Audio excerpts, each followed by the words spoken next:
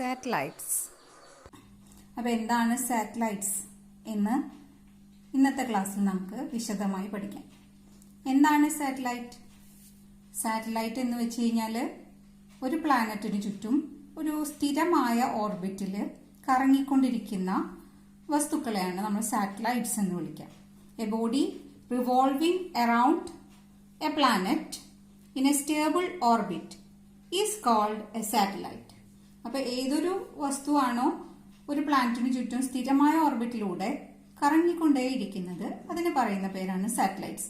അപ്പോൾ രണ്ട് തരത്തിലുള്ള സാറ്റലൈറ്റുകൾ ഉണ്ട്. ആദ്യമേ പ്രകൃതിയാ തന്നെ ഉണ്ടായിരുന്ന സാറ്റലൈറ്റുകളെ നമ്മൾ വിളിക്കുന്ന പേരാണ് നാച്ചുറൽ സാറ്റലൈറ്റ്സ്. അപ്പൊ അത് കണ്ടിട്ടാണ് മനുഷ്യൻ ആർട്ടിഫിഷ്യൽ സാറ്റലൈറ്റ്സ് നിർമ്മിക്കുന്നത്. അപ്പൊ നാച്ചുറൽ സാറ്റലൈറ്റ്, എർത്തിന് ഒരേ ഒരു നാച്ചുറൽ സാറ്റലൈറ്റേ ഉള്ളൂ, മൂൺ, അല്ലെ? അപ്പൊ എന്താണ് നാച്ചുറൽ സാറ്റലൈറ്റ് എന്ന് പറഞ്ഞാൽ? ഹെവൻലി ബോഡി, പ്രകൃതിയിൽ തന്നെ നാച്ചുറൽ തന്നെ ഉണ്ടായിരുന്ന ഒരു ബോഡി ഒരു പ്ലാനറ്റിന് ചുറ്റും കറങ്ങിക്കൊണ്ടിരിക്കുകയാണെങ്കിൽ അവയെ നമ്മൾ ഇട്ട പേരാണ് സാറ്റലൈറ്റ് എന്ന്. അത് പ്രകൃതിയിലുള്ളത് കൊണ്ട് നാച്ചുറൽ സാറ്റലൈറ്റ് എന്ന് പറഞ്ഞു. ഭൂമിക്ക് ഒരേ ഒരു സാറ്റലൈറ്റ് ആണ് ഉള്ളത് നാച്ചുറൽ ആയിട്ട്, ദാറ്റ് ഈസ് മൂൺ. ചന്ദ്രൻ നമ്മളെ ചുറ്റുന്നത്, ഭൂമിയെ ചുറ്റുന്നത് 27.3 ദിവസം കൊണ്ടാണ്. ഒരു വട്ടം കറങ്ങാൻ എടുക്കുന്ന സമയത്തെയാണ് അതിന്റെ പീരീഡ് എന്ന് കൊടുത്തിരിക്കുന്നത്. ഈ ചന്ദ്രനെ, നമുക്ക് ചുറ്റും ഇങ്ങനെ കറങ്ങുന്ന ചന്ദ്രനെ കണ്ടിട്ടാണ് മറ്റ് ആർട്ടിഫിഷ്യൽ സാറ്റലൈറ്റ്സ് മനുഷ്യൻ നിർമ്മിക്കുന്നത്. അപ്പൊ ആർട്ടിഫിഷ്യൽ സാറ്റലൈറ്റ് എന്ന് പറഞ്ഞാൽ ഇത്രേ വ്യത്യാസമുള്ളൂ. ആ കറങ്ങുന്ന ബോഡിയുടെ അവിടെ പ്ലേസ് ചെയ്തത് മനുഷ്യനാണ്. കറങ്ങാൻ വേണ്ടി അങ്ങോട്ടേക്ക് അയച്ചത് മനുഷ്യനാണെങ്കിൽ അവയെ ആർട്ടിഫിഷ്യൽ സാറ്റലൈറ്റ് എന്നാണ് പേരിടുന്നത്. അപ്പൊ a body putting to a stable orbit by man are called artificial satellites. ആദ്യമായി ഒരു സാറ്റലൈറ്റ് വിക്ഷേപിക്കുന്നത് റഷ്യയാണ്. ആ സാറ്റലൈറ്റിന്റെ പേരാണ് സ്പുട്നിക് 1. ഈ സ്പുട്നിക് 1 റഷ്യ വിക്ഷേപിക്കുന്നത് 1957 ഒക്ടോബർ 4-നാണ്. ഓർത്തുവയ്ക്കാൻ ഒരു എളുപ്പമാർഗമുണ്ട്. ഇന്ത്യക്ക് സ്വാതന്ത്ര്യം കിട്ടിയിട്ട് 10 വർഷത്തിന് ശേഷം 1957-ലാണ് ആദ്യത്തെ സാറ്റലൈറ്റ് ഭൂമിക്ക് പുറത്ത് വിക്ഷേപിക്കപ്പെടുന്നത്. അതിനുശേഷം ഒരുപാട് രാജ്യങ്ങൾ അവരെ സ്വന്തം സാറ്റലൈറ്റുകളെ വിക്ഷേപിക്കാനായിട്ട് ശ്രമിച്ചുകൊണ്ടിരുന്നു. ചിലരൊക്കെ അതിൽ വിജയം കണ്ടു.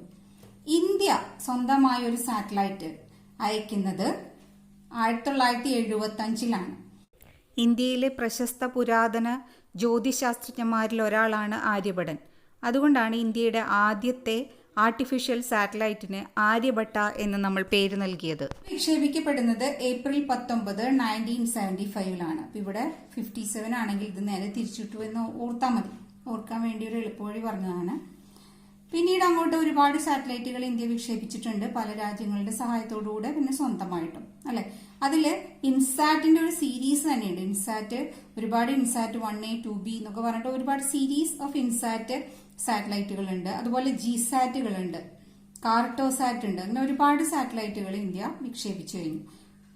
മെയിനായിട്ട് ഇതിന്റെ ഉപയോഗം എന്ന് പറയുന്നത് കമ്മ്യൂണിക്കേഷനാണ്. നമുക്ക് പണ്ട് ഒരു ഫോൺ ചെയ്യാന്നൊക്കെ പറഞ്ഞു കഴിഞ്ഞാൽ ലാൻഡ് ലൈൻ വഴി വളരെ ബുദ്ധിമുട്ടി, കുറെ അകലേക്കൊന്നും നമുക്ക് കിട്ടില്ല. അന്ന് ലെറ്റേഴ്സ് ഒക്കെ മാത്രം മാർഗം ഉണ്ടായിരുന്നുള്ളൂ ഒരു അകലെ ഗൾഫിലൊക്കെ ഇരിക്കുന്ന നമ്മുടെ റിലേറ്റീവ്സിനെ ഒരു സന്ദേശം അയക്കാൻ. പക്ഷെ ഇപ്പോൾ നമുക്ക് അവരെ കണ്ട് സംസാരിക്കാം, അല്ലെ? അപ്പോൾ നേരിട്ട് ആവശ്യമുള്ള അതേ സമയത്ത് തന്നെ നമുക്ക് അവരോട് സംസാരിക്കാൻ സാധിക്കുന്നത് ഈ സാറ്റലൈറ്റുകൾ കൊണ്ടാണ്. സാറ്റലൈറ്റ് ആണ് കമ്മ്യൂണിക്കേഷൻ രംഗത്ത് ഒരു വലിയ കുതിച്ചുചാട്ടം തന്നെ നടത്തിയിരിക്കുന്നത്. ഇന്ന് അതുപോലെ മലയാളം ഒരു ചാനൽ കാണണമെങ്കിൽ നമുക്ക് എവിടെ ഇരുന്ന് വേണമെങ്കിലും ചാനൽ കാണാം. പണ്ട് ആകുടി ദൂരദർശൻ കേന്ദ്രം എന്ന് പറയുന്ന തിരുവനന്തപുരത്ത് സ്ഥിതി ചെയ്യുന്ന ഒരു ചാനൽ മാത്രമേ ഉണ്ടായിരുന്നുള്ളൂ. അത് ആണെങ്കിലോ നമ്മുടെ സർഫസ് ലൂടെയാണ് അതിന്റെ വേവ്സ് അയച്ചിരുന്നത്. അതുകൊണ്ട് പല സ്ഥലത്തും അതിന്റെ കമ്മ്യൂണിക്കേഷൻ എത്താൻ, ആ വേവ്സ് എത്താനായിട്ട് ബുദ്ധിമുട്ടുണ്ടായിരുന്നു. ഇപ്പോഴാണെങ്കിൽ നമുക്ക് ഈ സാറ്റലൈറ്റ് വഴിയാണ് വേവ്സ് ഓരോ സിഗ്നൽസ് അയക്കുന്നത്. അതുകൊണ്ട് തന്നെ കമ്മ്യൂണിക്കേഷൻ വളരെ വളരെ പുരോഗമിച്ചു കഴിഞ്ഞു. അപ്പൊ ഏറ്റവും കൂടുതലായിട്ട് സാറ്റലൈറ്റ് ഉപയോഗിക്കപ്പെടുന്നത് കമ്മ്യൂണിക്കേഷൻ രംഗത്താണ്.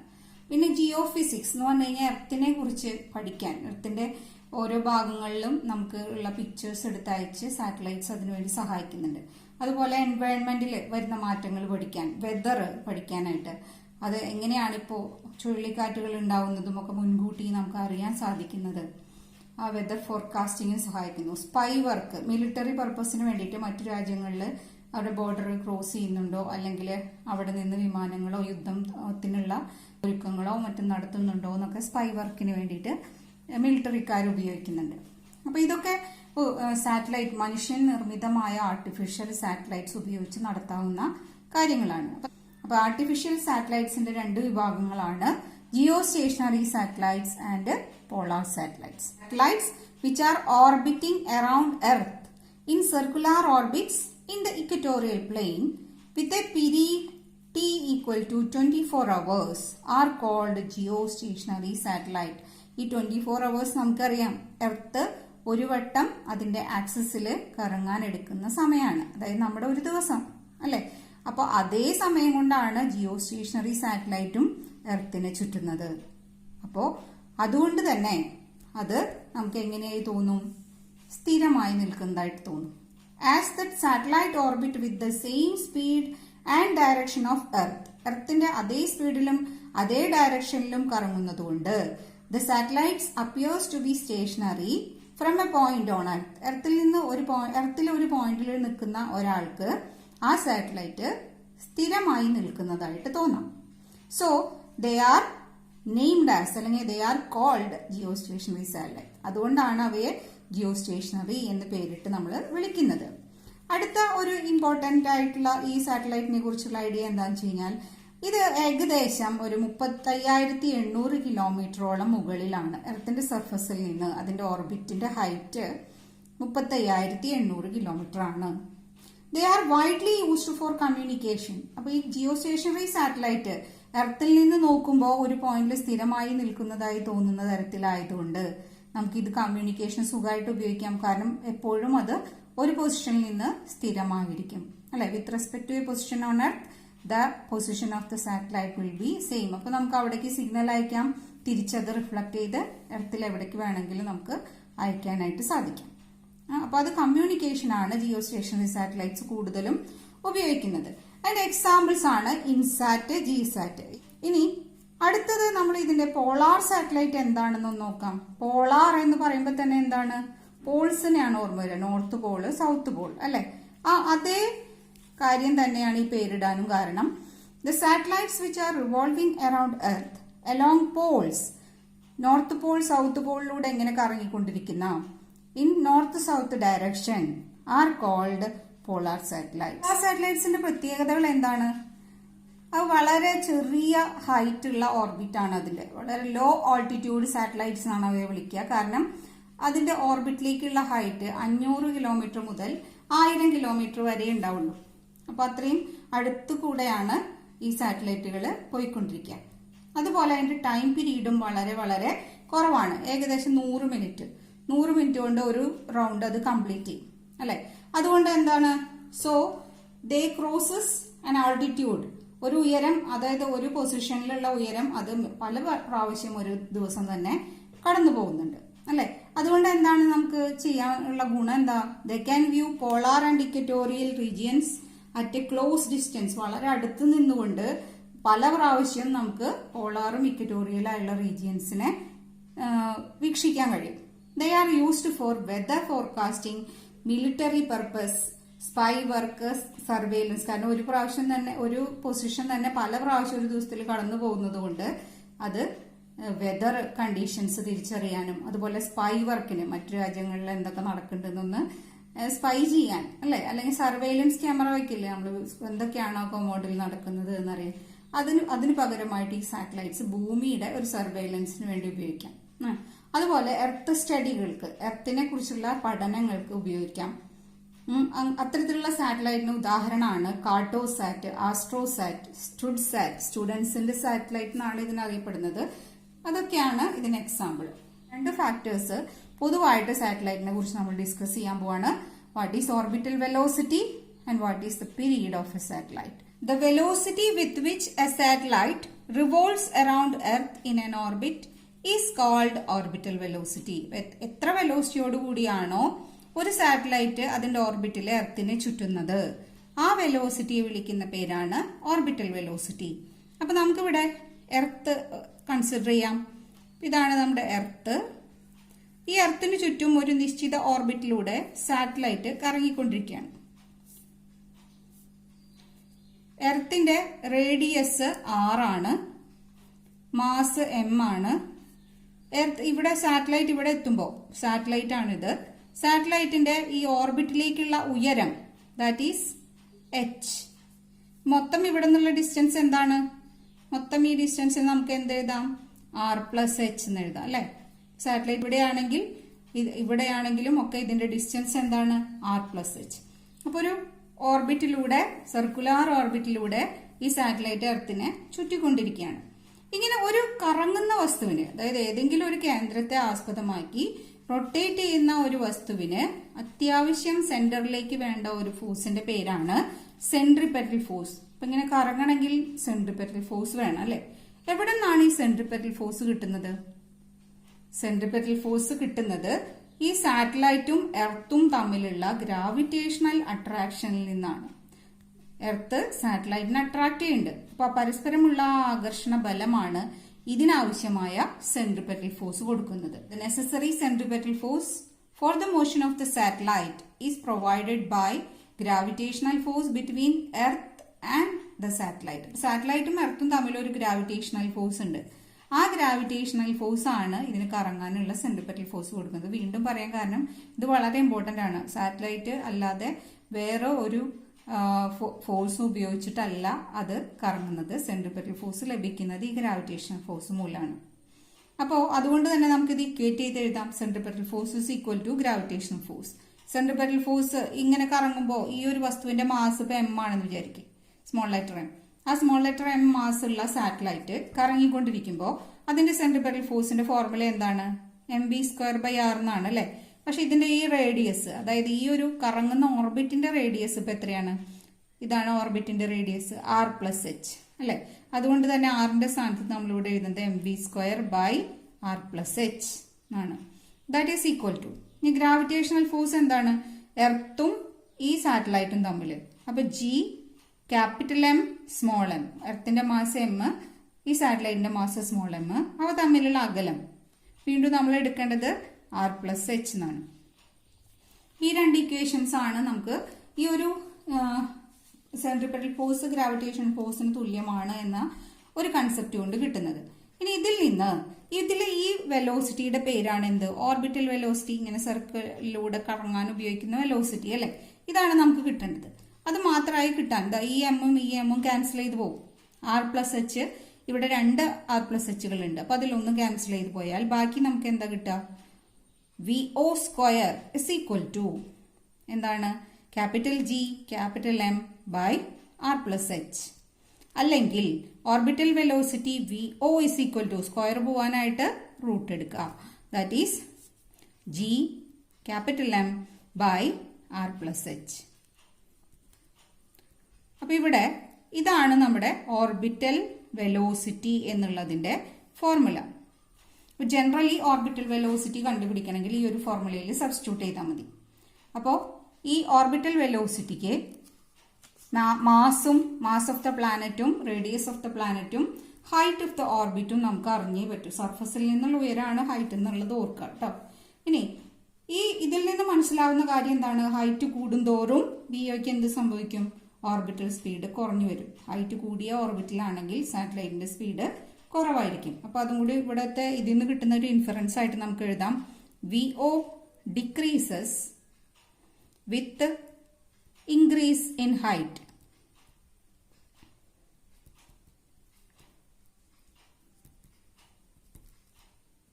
ഇനി നമ്മൾ ഒരു ചെറിയ ഒരു സ്പെഷ്യൽ കേസ് എടുക്കാണ്.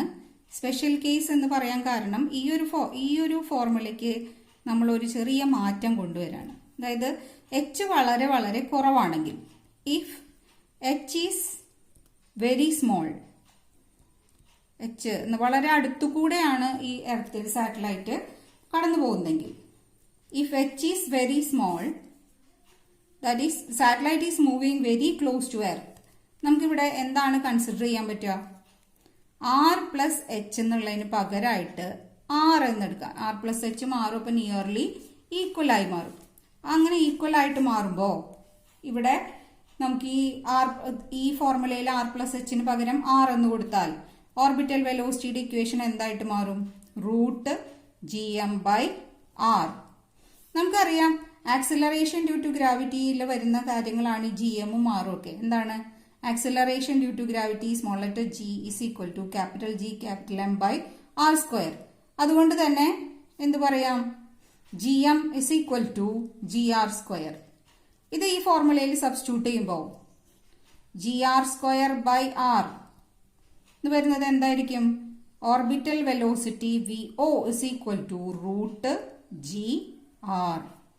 ഇതാണ് ഓർബിറ്റൽ വെലോസിറ്റിയുടെ മറ്റൊരു formula. Is the minimum orbital velocity. പ്രോബ്ലത്തിൽ ഹൈറ്റിന്റെ വില നോക്കുക, അതിനനുസരിച്ച് നിങ്ങൾ ഈ ഏത് ഫോർമുല ചൂസ് ചെയ്യണമെന്ന് എടുക്കുക. എസ്കേപ്പ് വെലോസിറ്റിയുടെ ഫോർമുലയും ഏകദേശം ഇതുപോലെ തന്നെയായിരുന്നു. അപ്പൊ ഇത് തമ്മിൽ ഒരു റിലേഷൻ എന്താണെന്ന് കണ്ടുപിടിക്കാം. അപ്പൊ ഇത് തമ്മിലുള്ള ബന്ധം അറിയണമെങ്കിൽ ആദ്യം അത് എന്താണെന്ന് എഴുതാം. എന്തൊക്കെയാണ്? What is orbital velocity? Orbital velocity V O is equal to root G R. ഇപ്പൊ കണ്ടുപിടിച്ചതാണ്. മുന്നേ കണ്ടുപിടിച്ചു വെച്ചതാണ് എസ്കേപ്പ് വെലോസിറ്റി. എന്താണ് escape velocity? Escape velocity V E എന്നാണ് കൊടുക്കുക. That is root 2gr. നമുക്ക് ഈ എസ്കേപ്പ് വെലോസിറ്റിയുടെ ഇക്വേഷനിൽ ഈ റൂട്ട് 2നെ വേറെയും റൂട്ട് ജി ആറിനെ വേറെയും ആക്കി എഴുതാം അല്ലെ? ഇത് രണ്ടും സെയിം ആണ്. അപ്പൊ root 2 into root G R തന്നെയാണ് റൂട്ട് 2gr. അതായത് ഇതിലെ റൂട്ട് ജി ആറിന് പകരം വി ഒ എന്ന് സബ്സ്റ്റിറ്റ്യൂട്ട് ചെയ്യാം. റൂട്ട് 2 ഇൻറ്റു വി ഒ അല്ലെ? അപ്പൊ ഇതാണ് എസ്കേപ്പ് വെലോസിറ്റിയും ഓർബിറ്റൽ വെലോസിറ്റിയും തമ്മിലുള്ള ഇക്വേഷൻ. എന്താണ്? Escape velocity is root 2 times അല്ലെങ്കിൽ റൂട്ട് 2 ഇൻറ്റു ഓർബിറ്റൽ വെലോസിറ്റി. വളരെ എളുപ്പമാണ് അല്ലെ ഈ ഒരു റിലേഷൻ എഴുതാൻ. പക്ഷെ ഇത് പരീക്ഷ പോയിന്റ് ഓഫ് വ്യൂവിൽ ഇടയ്ക്കിടയ്ക്ക് ചോദിക്കുന്ന ഒരു ചോദ്യമാണ്. Find the relation between escape velocity and orbital velocity. അപ്പൊ ഇതാണ് നമ്മളിപ്പോ ആദ്യത്തെ പാരാമീറ്റർ സാറ്റലൈറ്റിന്റെ കണ്ടുപിടിച്ചു കഴിഞ്ഞു. അടുത്തത് period of a satellite. Period of a satellite എന്ന് വെച്ചാൽ എന്താണ്? It is the time required to complete 1 revolution around earth in an orbit. ഒരു ഓർബിറ്റില് എർത്തിനെ ഒരു വട്ടം മുഴുവനായി ചുറ്റാൻ എടുക്കുന്ന സമയത്തിനെയാണ് ടൈം പീരീഡ് എന്ന് പറയുക, അല്ലെങ്കിൽ വെറും പീരീഡ് എന്ന് പറയാം. ആ പീരീഡിനെ അല്ലെങ്കിൽ ടൈമിനെ നമ്മൾ ടൈം എങ്ങനെയാ കാണുക? സാധാരണ ഏറ്റവും ജനറൽ ഫോർമുല എന്താണ് ടൈമിന്റെ? ഡിസ്റ്റൻസ് ബൈ സ്പീഡ് അല്ലെ? Speed equal to distance by time. അപ്പോ ടൈം ഈക്വൽ ടു എന്ത് വരും? ഡിസ്റ്റൻസ് ബൈ സ്പീഡ് എന്ന് പറയും. ഫോർ 1 revolution ഒരു സാറ്റലൈറ്റിന്റെ ഒരു റെവല്യൂഷൻ ആണ് നമ്മൾ കൺസിഡർ ചെയ്യാന്ന് വെക്കുക. ആ ഒരു റെവല്യൂഷൻ ഒരു വട്ടം ഇങ്ങനെ ചുറ്റുമ്പോ ആ എടുക്കുന്ന ഡിസ്റ്റൻസ് എന്ന് പറയുന്നത് എന്താണ്? അതിന്റെ ചുറ്റളവാണ് അല്ലെ? പെരിമീറ്റർ അല്ലെങ്കിൽ സർക്കംഫറൻസ് എന്ന് പറയും. സർക്കിൾ ആയതുകൊണ്ട് അതിന്റെ ചുറ്റളവിനെ വിളിക്കുന്ന പേരാണ് സർക്കംഫറൻസ്. അപ്പൊ പീരീഡിന്റെ അല്ലെങ്കിൽ ടൈമിന്റെ ഇക്വേഷൻ നമ്മൾ ഇവിടെ ഡിസ്റ്റൻസ് എന്നുള്ളതിന് പകരം എന്തെഴുതും? Circumference of the orbit. Circumference of the orbit. ഇവിടെ നമുക്കറിയാം എർത്ത്, ഇതിന് ചുറ്റുള്ള ഈ സാറ്റലൈറ്റ്, എർത്തിന്റെ റേഡിയസ് 6, മൊത്തം ഇതിന്റെ റേഡിയസ് r+h അല്ലെ? അപ്പൊ ഒരു വട്ടം കറങ്ങുമ്പോൾ ഉള്ള ഓർബിറ്റിന്റെ സർക്കംഫറൻസ് എന്ന് പറഞ്ഞാൽ ആ ഡോട്ടഡ് സർക്കിളിന്റെ സർക്കംഫറൻസ് ആണ്. ബൈ സ്പീഡ് എന്ന് പറയുന്നത് ഇവിടെയുള്ള ഈ സാറ്റലൈറ്റ് ഇതിന് കറങ്ങാൻ എടുക്കുന്ന സ്പീഡ്, അതിനെയാണ് നമ്മൾ എന്ത് വിളിച്ചത്? Orbital speed. ഓർബിറ്റൽ സ്പീഡ് അഥവാ ഓർബിറ്റൽ വെലോസിറ്റി അല്ലെ? V O. അപ്പൊ നമുക്ക് ഇതിന്റെ സബ്സ്റ്റിറ്റ്യൂഷൻസ് കൊടുക്കാം. എന്താണ് ഈ സർക്കംഫറൻസ് ഓഫ് ദിസ് സർക്കിൾ?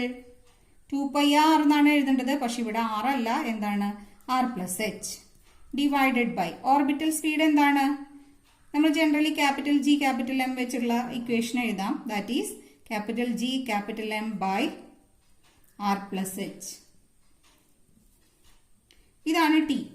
ഈ ഇതില് മുകളിലും ഒരു r+h ഉണ്ട്, ഇവിടെ r+h ഉണ്ട് അല്ലെ? അപ്പൊ നമുക്ക് ഇതിനെ ഇവിടുന്ന് ഈ ഒരു ഇതിനെയും കൂടെ ഉള്ളിലേക്ക് കൊണ്ടുവരണമെങ്കിൽ എന്ത് ചെയ്താൽ മതി? ഇത് സ്ക്വയർ ആക്കിയാൽ മതി. എന്നിട്ട് തിരിച്ചിട്ടിട്ട് ഗുണിക്കുമ്പോൾ എന്ത് വരും? This is 2π into root r+h whole cube divided by gm. ഇതാണ് പീരീഡ് ഓഫ് എ സാറ്റലൈറ്റിന്റെ ജനറൽ ഇക്വേഷൻ. പീരീഡ് കാണണമെങ്കിൽ ഈ ഫോർമുലയിലാണ് നമ്മൾ സബ്സ്റ്റിറ്റ്യൂട്ട് ചെയ്യേണ്ടത്. ഇനി if the satellite is very close to earth, നമ്മൾ അങ്ങനെ ഒരു കണ്ടീഷൻ കൊടുക്കാൻ നോക്കി. ഇഫ് ദ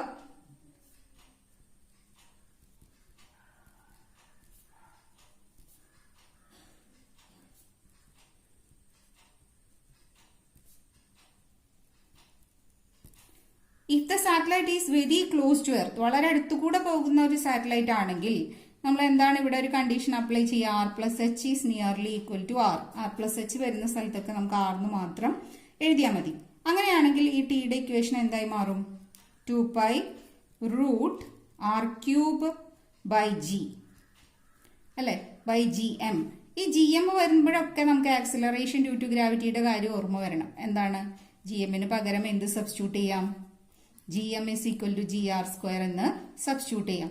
അങ്ങനെയാണെങ്കിൽ ഇവിടെ എന്താണ് ആൻസർ വരിക? This is 2π root R cube by G R square. That is 2π root R by G. ഇപ്പോൾ time period of a satellite which are revolving very close to earth, ഇതിന് നമുക്ക് equation കിട്ടുന്നത് 2π root R by G എന്നാണ് അല്ലെ. ഇത് ഒരു values ആറിന്റെയും ജിയുടെയും values നമുക്കറിയാം. അത് സബ്സ്റ്റിറ്റ്യൂട്ട് ചെയ്യുമ്പോൾ substituting values of R equal to 6.4 into 10⁶ meter and g equal to 9.8, we get t is equal to 2π root 6.4 into 10⁶ divided by 9.8. അതിന്റെ ഉത്തരം കിട്ടുന്നത് 85 minutes എന്നാണ്. അപ്പൊ ഏറ്റവും അടുത്തുകൂടെ പോകുന്ന സാറ്റലൈറ്റിന് എത്ര പീരീഡ് ഉണ്ടാവും? 85 മിനിറ്റോടുകൂടെ ഒരു വട്ടം അതിനെ സഞ്ചരിക്കാം, ഒരു വട്ടം കംപ്ലീറ്റ് ചെയ്യാൻ പറ്റും. This is the period of minimum orbit.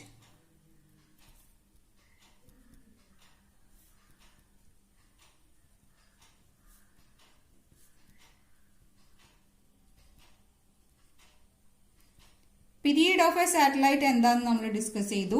ആ പീരീഡ് ഏറ്റവും മിനിമം ഓർബിറ്റിന്റെ ആവുമ്പോൾ എത്രയാണെന്നും കാൽക്കുലേറ്റ് ചെയ്തു. അപ്പൊ ബാക്കിയെല്ലാം ഇതാണ് ഏറ്റവും മിനിമം, അതിലും കൂടുതലായിരിക്കും എല്ലാ സാറ്റലൈറ്റും എടുക്കുന്ന സമയം. വെയ്റ്റ്ലെസ്നെസ്, ഈ സാറ്റലൈറ്റിനകത്ത് ഉള്ള ഏതൊരു വസ്തുക്കൾക്കും അല്ലെങ്കിൽ ഒരു മനുഷ്യനുണ്ടെങ്കിൽ ആ മനുഷ്യനും ഭാരമില്ലായ്മയാണ് അനുഭവപ്പെടുക. അപ്പൊ എന്താണ് ഈ ഭാരമില്ലായ്മ എന്ന് പറയുന്നത്? വെയ്റ്റ്ലെസ്നെസ്. നമ്മൾ മുമ്പും ഒരു ലിഫ്റ്റിന്റെ കേസ് പഠിച്ചപ്പോൾ പഠിച്ചു. ഒരു ലിഫ്റ്റ് കേബിള് പൊട്ടിപ്പോയി കഴിഞ്ഞാൽ അത് വീഴുമ്പോൾ അതിനുള്ളിലിരിക്കുന്ന ആളുടെ ഭാരം എന്ന് പറയുന്നത് 0 ആയിരിക്കും. അതെന്തുകൊണ്ടാണ്? It is in free fall. Free fall എന്ന് പറയുമ്പോൾ ആക്സിലറേഷൻ ഡ്യൂ ടു ഗ്രാവിറ്റിയോടുകൂടി താഴേക്ക് വന്നുകൊണ്ടിരിക്കുന്ന ഏതൊരു വസ്തുവിനും വെയിറ്റ് ഇല്ലായ്മ അനുഭവപ്പെടും. അതിനെയാണ് വെയ്റ്റ്ലെസ്നെസ് എന്ന് പറയുന്നത്. അപ്പോൾ എന്താണ് weightlessness? When an object is in free fall it is weightless.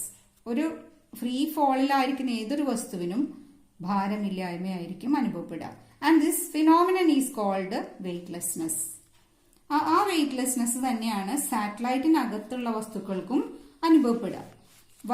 Y a body inside a satellite feel weightlessness എന്ന് ചോദിച്ചാൽ അതിനുള്ള ഉത്തരമാണ് നിങ്ങൾക്ക് ഇവിടെ കൊടുത്തിരിക്കുന്നത്. A satellite has an acceleration towards the centre of earth. അല്ലെ, കറങ്ങിക്കൊണ്ടിരിക്കുന്ന സാറ്റലൈറ്റിന് വേറൊരു ഫോഴ്സും ഇല്ല. അതിന് എന്താണുള്ളത്? സെന്ററിലേക്ക് ഒരു സെൻട്രിപെറ്റൽ ഫോഴ്സ് ഉണ്ട്. അതുകൊണ്ട് സെന്ററിലേക്ക് ഒരു ആക്സിലറേഷനും ഉണ്ട്. ആ ആക്സിലറേഷൻ എത്രയാണ്? ആക്സിലറേഷൻ ഡ്യൂ ടു ഗ്രാവിറ്റിക്ക് തുല്യമാണ്. It is exactly same as the acceleration due to gravity at that position. ആ പൊസിഷനിൽ ഉള്ള ആക്സിലറേഷൻ ഡ്യൂ ടു ഗ്രാവിറ്റിക്ക് തുല്യമായ ആക്സിലറേഷൻ ആണ് അതിന്റെ സെന്ററിലേക്ക് അനുഭവപ്പെടുന്നത്.